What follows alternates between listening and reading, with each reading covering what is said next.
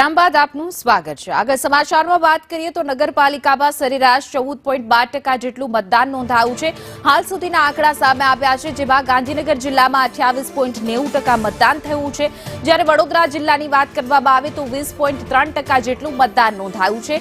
અત્યાર સુધીના આંકડા જે પ્રાપ્ત થઈ રહ્યા છે એ મુજબ જૂનાગઢ જિલ્લામાં 13.8% જેટલું મતદાન નોંધાયું છે।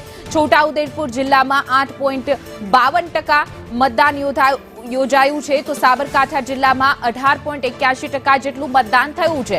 આણંદ જિલ્લામાં પણ 26.90% જેટલું મતદાન થયું છે, જ્યારે જામનગર જિલ્લાની વાત કરીએ તો 21.71% મતદાન થયું છે। અત્યાર સુધીના આંકડા મુજબ બોટાદ જિલ્લામાં પણ 23.31% જેટલું મતદાન, તો મોરબી જિલ્લામાં 22.82% જેટલું મતદાન છે તે સરેરાશ નોંધાયું છે। સુરેન્દ્રનગર જિલ્લાની વાત કરીએ તો 7.45% જેટલું મતદાન છે તે નોંધાયું છે, તો પાટણ જિલ્લામાં 10.91% જેટલું મતદાન નોંધાયું। મહેસાણા જિલ્લામાં 22.30% જેટલું મતદાન થયું છે અત્યાર સુધીમાં, તો દાહોદ જિલ્લામાં પણ 16.15% જેટલું મતદાન થયું છે।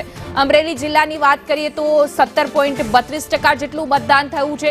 અમદાવાદ જિલ્લામાં 15.83% જેટલું મતદાન, તો નવસારી જિલ્લામાં 18.62% જેટલું મતદાન છે તે હાલ નોંધાયું છે।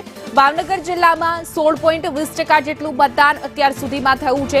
ખેડા જિલ્લામાં 12.15% જેટલું મતદાન થયું છે, તો ક્યાંક સારો એવો પ્રતિસાદ છે, લોકો ઉત્સાહભેર મતદાન કરી રહ્યા છે, તો ક્યાંક શાંતિપૂર્ણ ઢીલી રીતે મતદાન છે તે થઈ રહ્યું છે। પોરબંદર જિલ્લામાં 19.57% જેટલું મતદાન થયું છે। રાજકોટ જિલ્લાની વાત કરીએ તો ત્યાં 13.36% જેટલું હાલ પૂરતું અત્યાર સુધીના આંકડા મુજબ મતદાન થયું છે, તો તાપી જિલ્લામાં 18.89% જેટલું મતદાન છે, જ્યારે કચ્છ જિલ્લામાં 9.1% જેટલું મતદાન થયું છે।